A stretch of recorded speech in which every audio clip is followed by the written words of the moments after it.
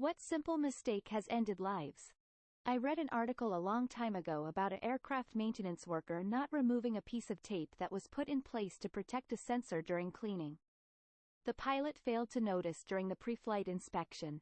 More than 100 people died in the plane crash. It was multiple sensors apparently. Pilot had no altitude, airspeed or air pressure.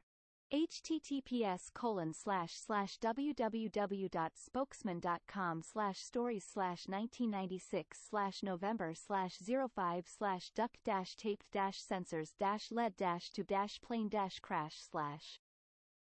Fun fact. Those all come from the same sensor, the static pressure port. Although there are typically at least 3 static ports for redundancy, so yes, they covered all. The static ports. Archduke Franz Ferdinand's driver making a wrong right turn down a side street. World War I had a lot of simple mistakes that cost lots of lives. We're going into battle like we always do. Riding a horse, in full dress. Uniform, with all its colors, and large plumes for better command and control. Basic fact of war, people always try to fight it like the last one. What last one? The last really big one. Yeah, I served between 2001 to 2005, and training and equipment still revolved around Vietnam and jungle warfare. So of course we ended up being dropped in a desert fighting in urban environments. I remember when the first Gulf War happened, my dad had just got out of the army and was serving with the National Guard. Luckily he never got called up to go. He actually put his retirement papers in 1 month before 9/11 and helped his guard unit prepare for deployment. He barely missed that one too. The soldiers were begging people at home to send pantyhose because their boots had holes that were made to allow drainage for jungle moisture in Vietnam, but in the middle of the desert all they did was let in hot sand. It was a big deal when the army finally got them new boots in the lighter color and without the stupid holes. Baby in the backseat. I'm in childcare and I'll do some insane things to remember there's a baby back there. Take my shoes off, put my phone back there, dirty diaper. As a reminder, people forget. It doesn't matter if you're a mom, nanny, father, nurse, firefighter. It happens. And yet there's always someone who says, I'd never forget my baby. And every year babies die because of it. I didn't realize how easy this was. There are so many examples of this. It was a change in the routine. It's unbelievable how much muscle memory we use on our daily tasks and when one thing is off. Especially if you are sleep deprived. As might happen if you have a baby. After experiencing that sleep deprivation firsthand, I'm kind of amazed anyone survives their first 6 months. When my little guy was about 10 weeks old, I hadn't had 2 hours of uninterrupted sleep in 10 weeks. I was bundling him into the car for an errand. Went and sat in the driver's seat, and was at our location. Didn't remember a thing about the trip. I realized I had autopiloted the whole way. Fortunately, that location was a common destination. That was when I realized, this is how babies get forgotten.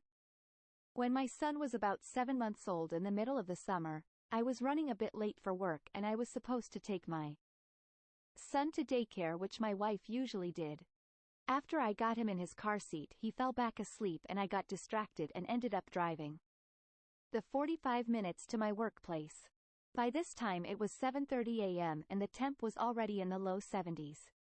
So I grabbed my laptop from the passenger seat and got out of my SUV, and as I started to walk away I had this feeling that I had forgot something, so I did the keys, wallet, phone pat down check and turned around to look at the car, and then I saw my son in his car seat.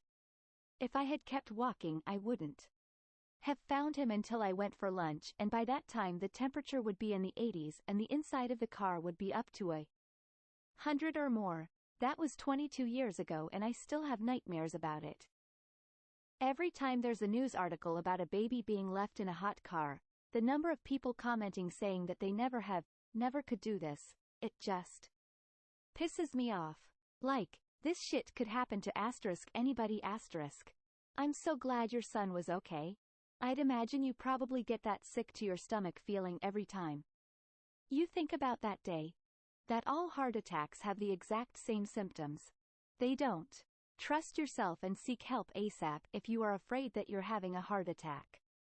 Women also tend to have different symptoms than men, so it's good to be familiar with those. And GT. Women are much more likely to get less common symptoms such as indigestion, shortness of breath, and back pain, sometimes even in the absence of obvious chest discomfort. Source: https://www.hopkinsmedicine.org/health/conditions-and-diseases/heart-disease-differences-women. I've had 4 heart attacks, unfortunately. My first one, for a week, my left arm steadily got more and more sore. That was the symptom, although it got so bad that when I woke up, it was just killing me. I couldn't find a comfortable position at all. Ended up going to the ER and, surprise, heart attack. My second one, I had arm soreness again and I kinda knew what that felt like, so I got checked out, and sure enough. My third one, I was fatigued. No soreness or other symptoms, just really tired, so I went to my primary care to get checked out. They screened me for COVID, sent me to the hospital for an X-ray and lab work. Was about to leave when they called me and said, "Where are you? Go to the ER right now?" My last one, I was feeling a little sore, not really great. I've had low blood pressure a couple of times, thought I was having that again. I wasn't, it was high. But I also had a small heart attack. I am, in case you're wondering, a guy. My symptoms have been more woman-like, certainly not chest clutching at all, nor any shortness of breath associated with them. So I don't want to worry anyone, but read up on the symptoms, especially if your family has a history of heart issues, and don't fuck around. If you don't feel right, get checked out. I was 42 and healthy when I started feeling heartburn. Despite the name, it's usually caused by acid reflux, that I knew that I had for many years. So I wasn't worried till I started feeling a sense of impending doom. I had no clue it's a possible symptom of a heart attack. I thought it was purely psychological. But the medicine for acid reflux wasn't working and my mental state was getting worse. I was sure I was going to die. It was the worst feeling in my life by far, so I went to the hospital thinking it was acid reflux and a panic attack. The main heart artery was almost completely obstructed. They tried to revert, but it didn't work, so I needed emergency surgery to place a stent. I still have the scars in my heart. Literally. According to the doctors, I came very, very close to death. My mom had very mild symptoms with her heart attack. She rated the pain as unimpressive. Her nurse coworkers dragged her to the ER. She's doing very well. This is the least alarming story of a heart attack I've ever heard, and it's a perfect illustration of the comment you're responding to. That's wild. Not having a carbon monoxide detector. I found this weird sticky note on my fridge today. For those unaware, Op thought someone was stalking them and placing sticky notes, and letters, and gaslighting them in other ways. They were freaked out that someone else was inside their house doing these things. Another Redditor pointed out that the culprit could have been the Op, and they were suffering from CO poisoning. Sure enough, Op got a CO detector and the levels were well above what's considered safe. Context: Op of a very old Reddit post, not Op of this thread or post. https://www.reddit.com/r/legal-advice/comments/34L7vo/ma_score post-it_notes_and_score The Goiânia accident. https://www.youtube.com/watch?v=-k3njxia and LT. Kyle Hill video on the incident. A court in Brazil had been made aware that there was an unsecured source of radiation in a condemned cancer treatment clinic due to be torn down, but did not let anyone safely remove it. A scrap collector went into the building, found the radiation source, broke it open, and found glowing blue powder.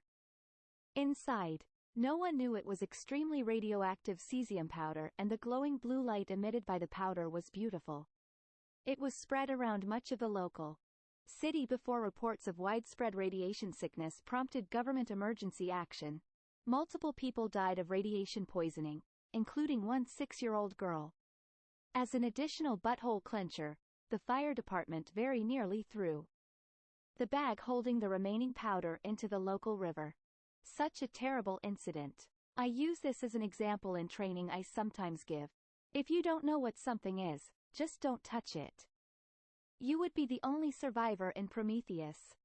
Just because I teach people not to touch something that looks cool if they don't know what it is doesn't mean I wouldn't touch something if it looks cool even if I don't know what it is.